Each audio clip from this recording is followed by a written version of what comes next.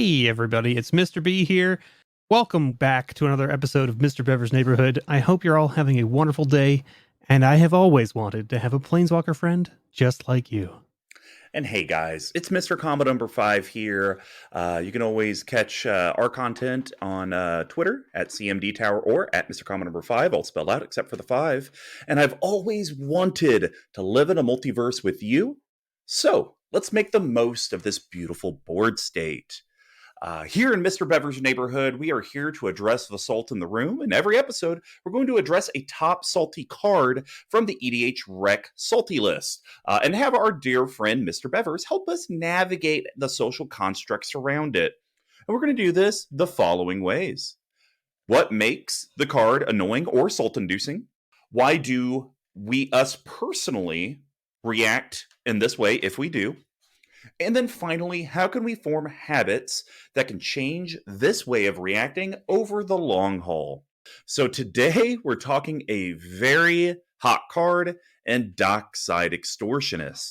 If you're not familiar with the card, it's a colorless red creature Gobbo pirate. It's a 1/2, and when it enters the battlefield, you create X treasure tokens, where X is the number of artifacts and enchantments your opponents control.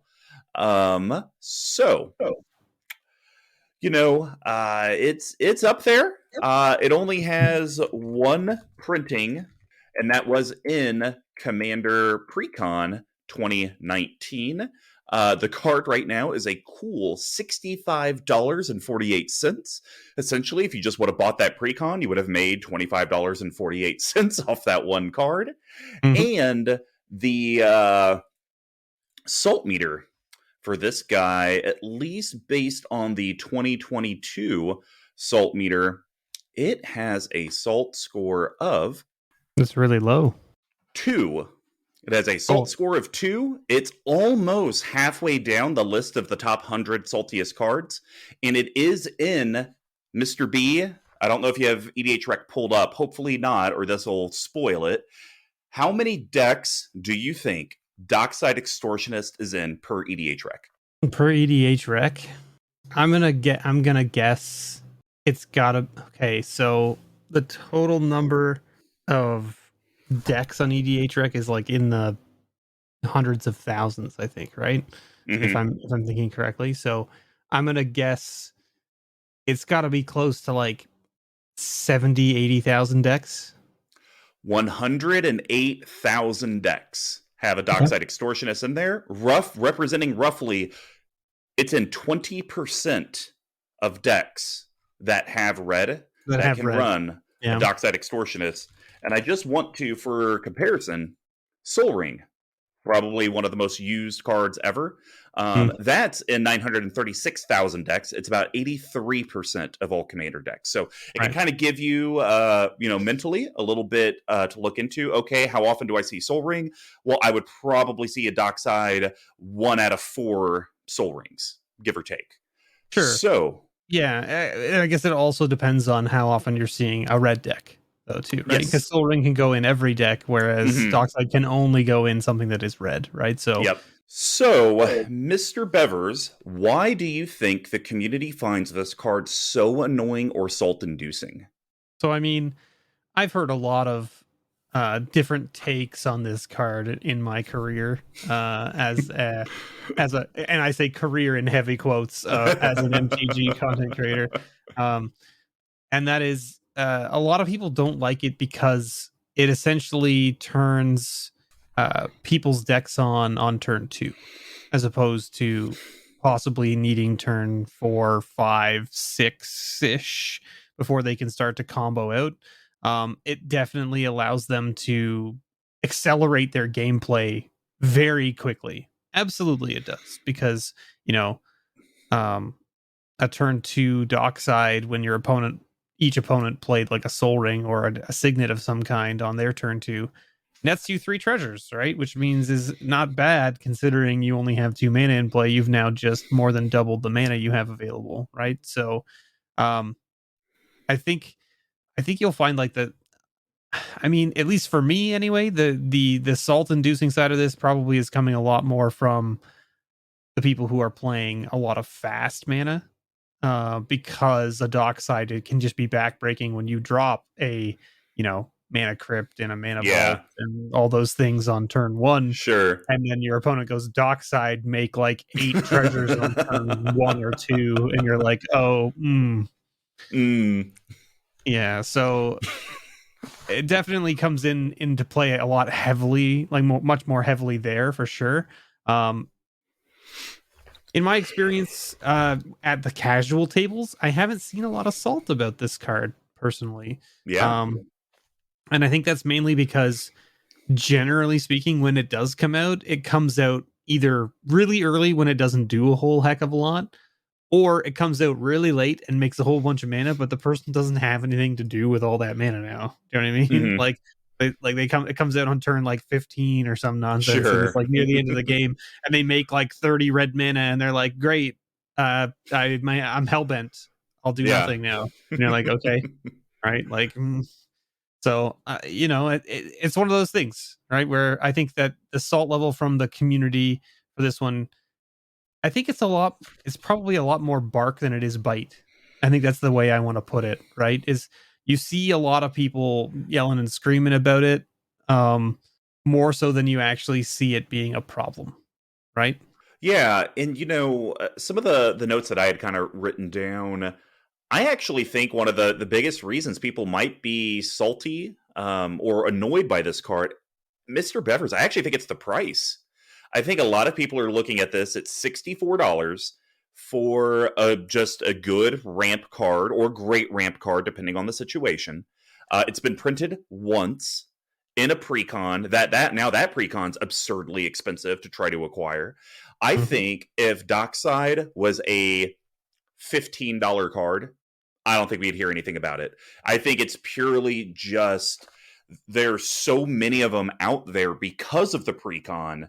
The people that didn't have an opportunity to get the precon or just didn't want to buy it because they're like, "That's stupid. I don't need that." So I think it was in the Jeskai precon, right? Correct. Yep. Yeah, and that precon was trash. It was flashback. It sucked. It was not good. And so I think that's a lot of it. It's the availability because you've seen it. Like people get salty with like Gaia's Cradle is on the salty list, and a lot of reserved list cards are. And I think a lot of that is just more the financial means to acquire the card is like, oh, I don't want to spend $64 on this, so I'm hellbent or I'm frustrated at the card. Why are you so expensive? Like, do you think there's some Yeah. validity to that?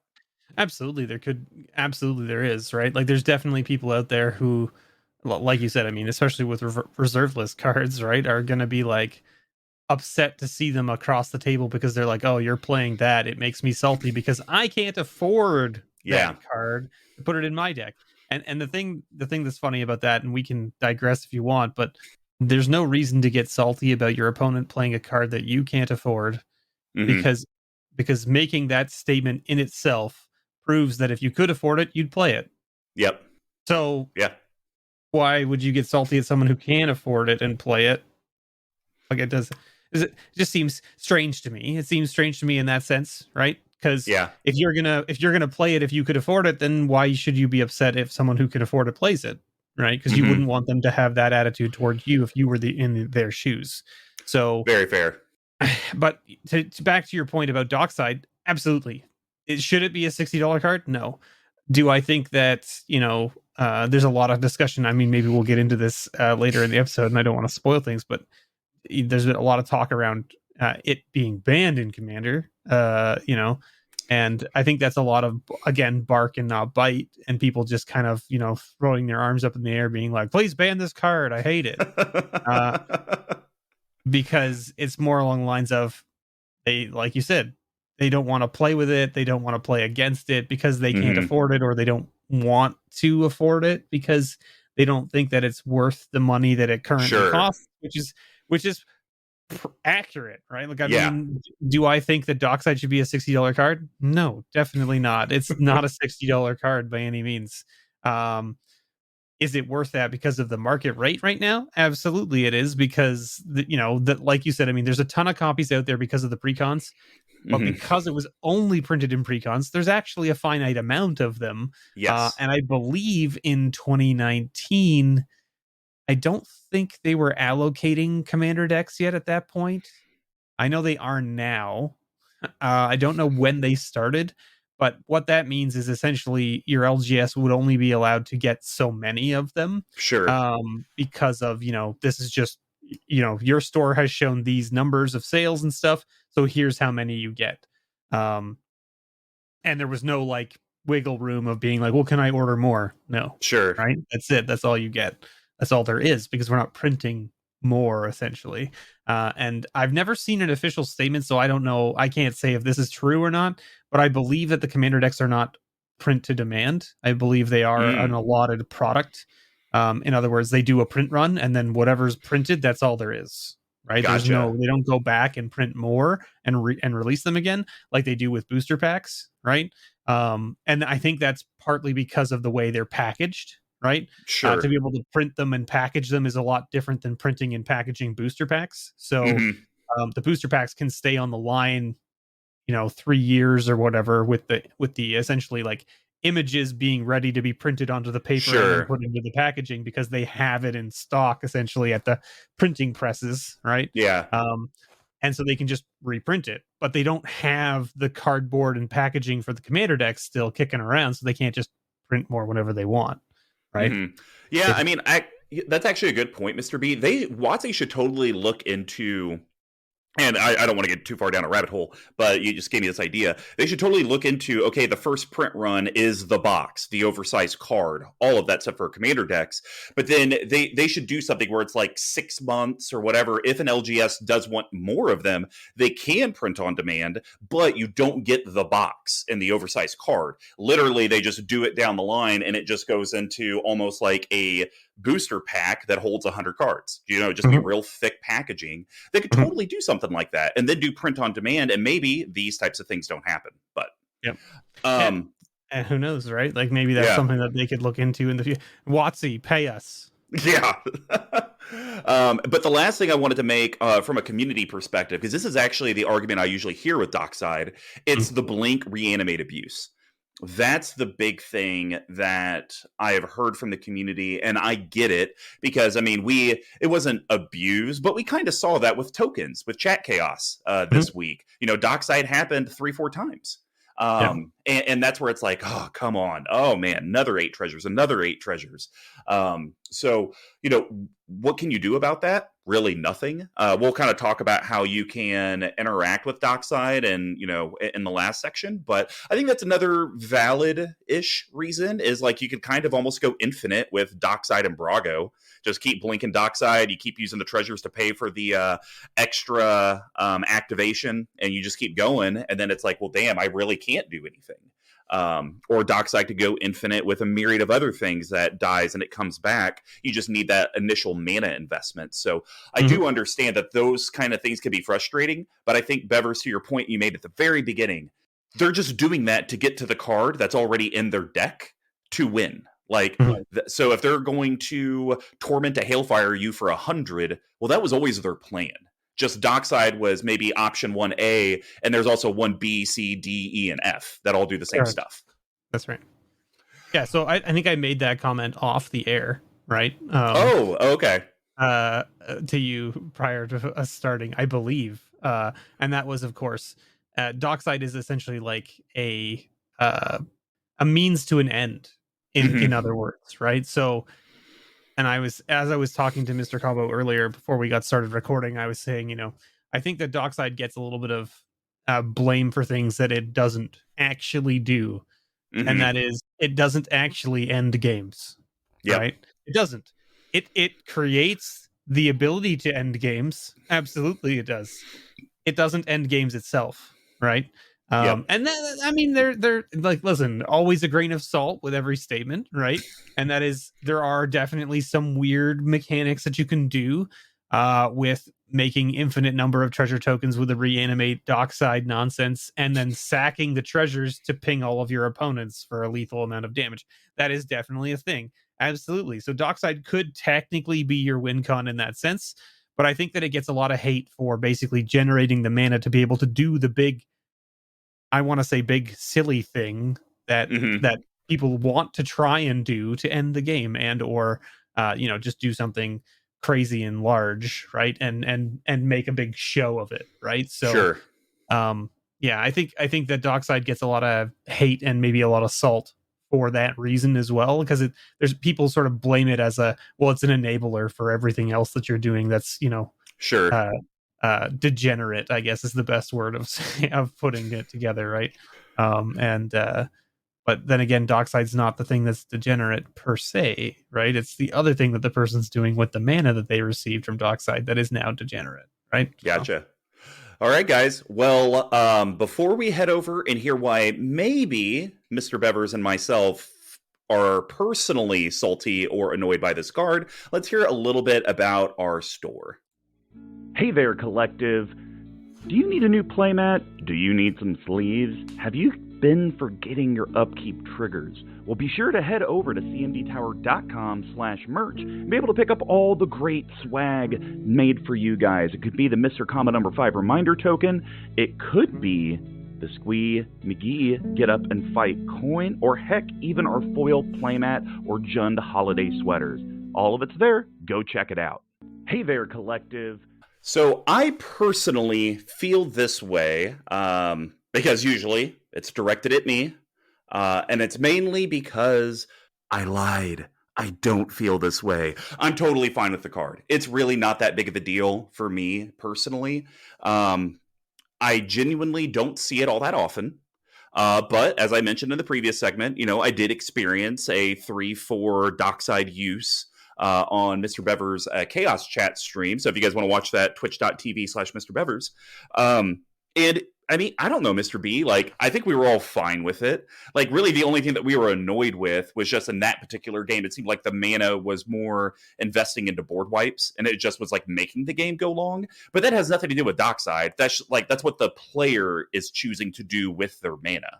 So I think it's fine. I know how to work around it. I know this was precast, but I had told MrBevers that, I mean, I've been in Dockside situations where I'm on the receiving end, and I actually sack all my artifacts so they don't get treasures for each of them. I have a choice in this because Dockside doesn't say all artifacts and enchantments create a treasure. It's opponents. So if you have a choice that you can bounce a bunch of your artifacts or enchantments, you can sacrifice them, blink them until end of turn, you can avoid it. So that's why I don't really get salty or frustrated, because I know it's within my power to control. That's very fair.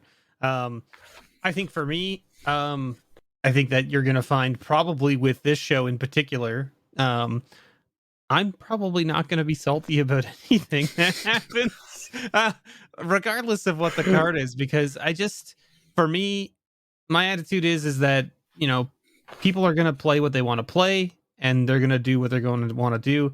And most people, not everybody, but most people generally build redundancies into their decks, much like you mentioned earlier. If it's not 1A, it's 1B. If it's not 1B, it's 1C. If it's not 1C, it's 1D, right? Like, yep. So Dockside is only one of the things that you need to be worried about in your opponent's deck at any given time. And when it comes into play and makes a bunch of mana, sure, it can be maybe a little disheartening, right? And you can be like, oh, what are they going to do now? Oh, right. They're going to pay 3 mana and Jessica's Will for 9. Yep. Right. And then now they've got even more mana. And then now what are they doing? Okay, they're doing something else. Oh, they're reanimating Dockside to make more treasures. Great. Cool. Yep. So, like, these things happen. And yes, of course, it can make the game feel like it's kind of dragging to a point and blah, blah, blah. But I think you'll find in most cases where your opponent is looping Dockside for a reason in that moment. Mm-hmm. If they're playing Dockside and making a bunch of treasures and then just casting a bunch of stuff with those treasures and then passing the turn, yeah, what are you worried about? Yeah. Right? What are you worried about? You shouldn't be worried about anything. Now, if your opponent is about to just pop off and play Dockside and make a bunch of treasures and then end the game, again, why do you need to be salty about that? I don't know, because then the game ends and you get to shuffle up and play again, right? Like, yeah. I don't know. Yeah, for me, it just doesn't do it. It doesn't make me salty at all in any way. But I do know that there are some people that definitely have adverse effects, from it, and or maybe PTSD, as it were, right? Dockside PTSD. They've been extorted one too many times, I guess. I don't know. But as you said, right, like you as a player also have a choice of, what you do with your board state. So if you see someone cast a Dockside and you have a way to respond with your own permanents by either removing them from the play area or whatever, or maybe you just, cover them with your arm and go, what are you talking about?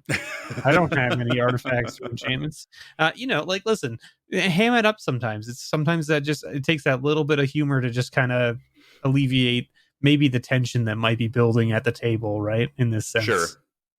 Yeah, that's completely fair. Yeah, and the only other thing that I was kind of thinking about is really Dockside is not a card that can accidentally lock the game down or do something like that. So I think that's another reason why I don't really get frustrated by Dockside, because like a static orb, for example, that can hurt you depending on when they play it, like, and what your board state and mana situation and everything is.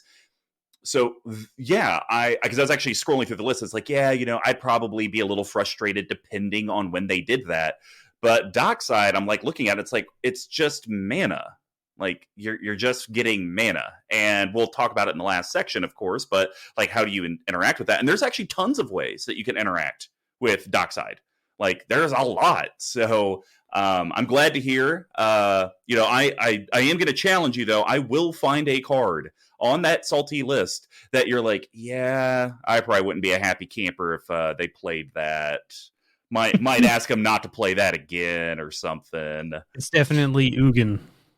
Oh my god. I cannot believe I got 2 Ugins that game. Well, guys, we're about to head into the last section, so you guys can hear how Mr. Bevers and I are going to change these habits, so that way when Dockside comes, nobody's getting salty. But before we do, let's hear about our Patreon.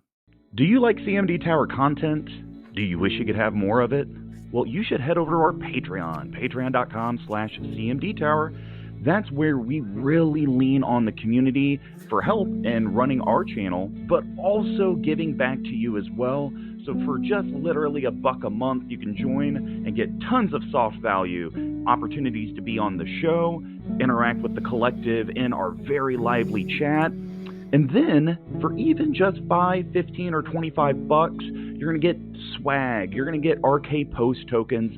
Really, it's one of the best values out there. Patreon.com/CMDTower. Now, Mr. Bevers, how can we, us, the community, change these salty habits around Dockside?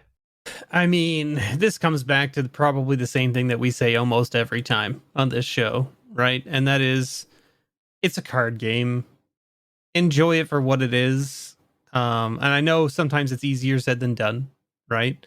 Mm-hmm. And there are definitely moments like, where you can definitely get salty at certain things happening, or maybe things aren't going your way and they're going the way for your opponent immensely more than you, right? And it can definitely have those moments of kind of salt inducing, or whatever you want to call it. I would say the first thing to do, if you're playing against someone and they cast a Dockside and you start to feel yourself getting upset or angry about said Dockside, take a few breaths, count to 5, right? Just in your head, and remember that, your opponent is playing the game just as much as you are, and they're trying to win just like you are. So their Dockside is in their deck for a reason. And you are probably about to find out what that reason might be. But that doesn't mean that you can't have fun with the scenario of Dockside coming into play, right?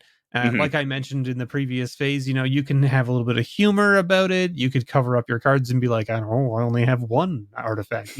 Disregard these 8 more over here. There's nothing to see, right? Just kind of shove them off to the side, stack them all on top of each other and be like, see, it's just one card, right? There's not 8 cards here. Don't worry. Now, of course, in a tournament, you can't really do those things because you might get called over by a judge and be like trying to hide game information or some nonsense. Sure. But we're talking friendly EDH here, or maybe competitive EDH in the aspect of non-tournament sanctioned events. So I don't know. Just take it easy. Enjoy the game for what it is. And there's so many things that you can do to, like, if you find yourself becoming completely I guess obsessed with the fact that with your hatred of Dockside, I guess is the best way of putting it. Um there's a lot of things you can do to combat it, right? That basically make it so that your opponent plays their Dockside and then goes, "Oh, sad face." Yeah. Right? Because you have things that don't play so nicely with treasure tokens per se. And I mean, it's kind of like a trope, I guess, in the aspect of telling people how to deal with scenarios by saying like, "Oh, well, just play these cards then if you Sure. don't like it so much," because you shouldn't, as a player, have to build your deck around playing against another card specifically, right? You shouldn't have to. Now, that being said, if you talk to any pro player worth, any amount of salt, aha, see what I did there? Oh, I did. Oh, uh, Ho, ho, ho. they will tell you that you should, definitely build your deck to the meta you're playing in, Yep. right? They will always tell you that you should always consider your opponent to have the very thing that you do not want them to have, right? And figure out a way to play around it, Mm-hmm. right? With the cards that you have in your deck. So you should always be having some method of dealing with said problem in your deck. Whether it's in your hand or not when the Dockside comes into play is a different story. But you should at least have access to it in your deck list at some point. And there's a plethora of options. And in fact, there's even a whole bunch that can go into any deck because they're colorless. Yep. So we can talk about some of those things unless you have something else you want to talk about first, Mr. Combo, but we can go down that road. Yeah, if you want. I mean, I just think the biggest thing is everything that you've said is accurate. I always kind of look at metas in two different boxes when it comes to Commander. Because we are not playing officially sanctioned tournaments. There are not deck lists online from your opponents with the sideboards, and you can like research it. So it's either A, you're going to your LGS and you're playing with some randoms. You probably make some good friends and whatnot, but you got to, like a pro player, be prepared for anything. What is the one thing that's going to hurt your deck? Be prepared for it, and that's where things like Torpor Orb or whatnot would be good. But then the other is your actual play group. So you should know what the meta is. And if there is a person that is every deck, Dockside's in it, and they're trying to do Dockside, Underworld Breach type loops, just do the same thing. Just be prepared for it, or don't play with that person. Hey, we have enough for 2 pods. I don't want to play with Susie or Jim because they're always doing Dockside, and that's not fun for me. And that's Jim. Totally okay. Always causing problems. But I think you had done some research. So, like, what are some of the cards and stuff that you think like people should like be aware of to kind of like just deal with it? So let's start with the colorless things because those can go in any deck, right? There are a number of options, of course, in other colors as well, but the colorless ones at least can go in any deck. And I mean, the first one, I think that let's be fair here. This can go in any deck. And it's actually not a bad card to run in most decks, to be honest. And that's Karn, the Great Creator. Oh, yeah. Little 4-mana Planeswalker, right? Activated abilities of artifacts your opponents control can't be activated, right? That's it. Treasures now do literal nothing. They sit on the table and they sit there and stare at people. Planeswalkers are harder to remove than creatures. Maybe a little bit easier to remove than, say, enchantments or something like that. But, this is okay. This is still a pretty good spot to be. And then +1 until your next turn, up to 1 target non-creature artifact becomes an artifact creature with power and toughness equal to its converted mana cost. And you can -2 to choose an artifact card from outside the game or in exile and reveal that card and put it into your hand. Now, it doesn't work so well in Commander because you don't really have an exile sideboard to pick from. However, you can do some weird shenanigans with exiling cards from your own deck or from your own hand, or from your graveyard, or from play, right? Like say for instance your graveyard gets exiled and it had a sweet artifact in it. Karn can get that back for you now. Here it comes. Mm-hmm. Comes right back from exile, right? Doesn't matter why it was exiled or what it's exiled with. It's just in exile. Karn can get it back. That's how it works. So, I think that a lot of people underestimate the power of that ability on Karn specifically. But anyway, the static ability is really what you're focusing on here, because this is just a 5 mana, you know, artifact, uh, you know, dampening sphere, basically, I guess, right? In Yeah. the aspect of, it turns off all of your opponent's artifacts, not just treasures. So if they have soul rings or anything like that, just gone. Now, this is a big bad feel, in my opinion, to your opponents as well, because it does turn off their soul rings and their signets and all that as well. So a little, get a little salt, give a little salt, whatever, right? It's just how it works sometimes. But the other one that I have here on my list for colorless items is, in fact, Damping Matrix, which is, again, another exactly like Karn. Activated abilities of artifacts and creatures can't be activated unless they're mana abilities. So treasures can't be activated because you have to sacrifice them. So you cannot activate them to make the mana because you have to sack them. So you essentially can't do the payment to make the mana. At least that's my understanding of how that works. Now, maybe I'm wrong.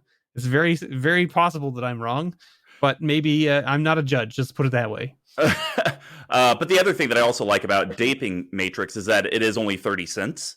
So, if it does work that way, then, you just turned off their $67 card with a 30-cent card. So if maybe your salt at its core is because financially you're not willing to invest or have the means to invest in that, you can feel good that you hurt their pocketbook by shutting it off with a 30-cent. Right, exactly. And so those are the colorless ones that I had. I feel like there's another one that I'm missing somewhere in here, but I can't remember what it was or what. I had it listed somewhere before, and I couldn't find it. We were looking for it before the show, and I just couldn't find it. And I did get clarification. A mana ability is an ability that produces mana. So I would say, since this does produce mana, you probably can get around Damping Matrix with the treasure. Right, which makes sense. Yeah. In that sense, I was just thinking that because of the sacrifice cost, you can't do it. But maybe that's because it's part of the cost. If it's on the left side, I think, of the colon, if the sacrifice is on the left side, it's just what you're paying to essentially make the mana. Do you know what I mean? Like, it's instead of just saying tap to make mana, you're sacrificing it and tapping it to make mana. Then that's just part of the cost, and it allows you to do it because it does make mana, and therefore you can get around the damping matrix. Yeah, so that's unfortunate in that sense. But anyway, you've got Karn and colorless. I'm pretty sure there's another one out there somewhere that I can't remember the name of. Torpor Orb, that's the one. Torpor Orb shuts off the ETB effect of the Dockside guys. And that card's pretty cheap. It's colorless. You can put it into anything. And ETBs is something don't think it's just for the Dockside. I mean, ETBs run rampant in decks. Sure do. So there you go. Torpor Orb is another thing you could use to combat the salt of Dockside, I guess. The other ones I have here, I have one of my favorite cards to play in a number of commander decks, and this is specifically has to go into something that can access white and green, and that is Yasharn. Yasharn is the big pig. Yeah. And I really enjoy the big pig myself. Not because of the fact that it shuts things off, but I like the ramp, right? And it's a 4/4 for 4 mana, which is just pretty good value as it is. If it ramps you and gives you a 4/4 for 4, the players not being able to pay life or sacrifice non-land permanents to cast spells or activate abilities is just icing on the cake, right? And it shuts off actually quite a bit more things than you think it does, right? Not just treasures, but there's a whole bunch of other stuff where it's like you can no longer sacrifice permanents or pay life, right? So, and there's a lot of stuff out there these days. It's like pay X life to do this thing, or sacrifice X number of permanents to do this thing. Like, Shard is just a great little combatant to all of these types of things. So, and it shuts Dockside off, right, as well. Like, they make a bunch of treasures and then they can't even use them, so it doesn't matter, right? Then there's a few other ones that are interesting. There's a mono green one, of course, and a mono white one, of course, that basically do the same thing, right, as what we were talking about before as Karn. So you've got Stony Silence, of course, right? Which is activated abilities of artifacts can't be activated. So your treasures can't be tapped and sacrificed to make mana. So this just shuts those off entirely. Now, the difference here is that Karn is your opponent's control. Stony Silence is all. So it impacts you. It's symmetrical. So just keep that in mind. Stony Silence does impact your board state as well. So keep that in mind when building around Stony Silence. Same thing with this one. Mono green. Basically Stony Silence on a body. Except this is Collector Oof. Yes. Love Oof. The big old Oof. And its activated abilities of artifacts can't be activated. That's it. That's all it is. Now, I mean, basically Stony Silence, like I said, on a body, right? Stony Silence on legs, as it were, I guess is what you want to call it. I don't know. Because it is a 2/2, right? For 2 mana. So it's basically a bear that prevents your opponents from being able to sacrifice their artifacts. So there you go. Now, one of my favorite ones that's come up recently, which is not really necessarily a preventing of Dockside being able to use its mana increase, but more of a sort of downside for your opponent to sacrifice these treasures, and that is Viridian Revel. Great little green enchantment from Scars of Mirrodin. 3 mana that says whenever an artifact is put into an opponent's graveyard from the battlefield, you may draw a card. So, like, if your opponent wants to sack their treasures, you get to draw a bunch of cards. So it's just a great little tool in your green decks that essentially gives you value for your opponent popping off. Like, I mean, and these are the kind of things you need to look for. There's probably tons of other options out there. These are the ones that I just kind of picked up quickly before we started the show today. And just, I'm sure that a number of you out there listening to this show will be able to pick up a few others and mention them. Like, you know, I don't know. I'm assuming you have a comment section on this podcast somewhere on one of the many various sites that it's listed on. But yeah, if people want to leave comments and leave their favorite way to, you know, stick it to the Dockside treasure token player, by all means, let us know.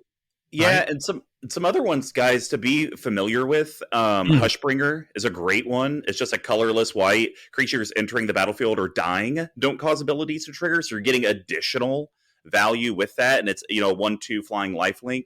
Another one, Blind Obedience. At least the treasures come in tapped, so it does make them wait a turn cycle. So, you know, most people with Dockside are trying to explode that turn. Well, it's kind of hard to explode when you get none of your mana. So those are just another couple to, you know, just kind of keep your eyes on. You're gonna see a lot of the stuff is going to be in white and a bit of green, if it's not colorless, just because that's what white kind of does. But, you know, I wouldn't be shocked if, you know, there's cards out there that MrBevers and I, you know, don't necessarily know about or top of mind, where it's like, hey, whenever an activated ability of an artifact is activated, sacrifice it at the end of turn, or, you know, or take a point of damage. You know, there's tons and tons of cards out there. You just have to be able to put in the time and know what specifically to search for in Scryfall. But for sure, definitely make sure you guys comment in the specialty episode part of the Discord some of those favorite cards. If you're not a part of our patron community and don't have access to all the channels, you can still do that in the general. And, you know, our mods can kind of, you know, help with that dialogue. So, well, hopefully our fellow members of the collective, you too, have learned how to be a more joyful Magic player when your opponent attempts to throw salt in your eye or a goblin down your throat. Mr. Comment number 5, saying see ya. Do you want to say bye? Oh, thanks everybody for tuning in. I've been MrBevers. I hope you all have a wonderful day in whatever plane you choose.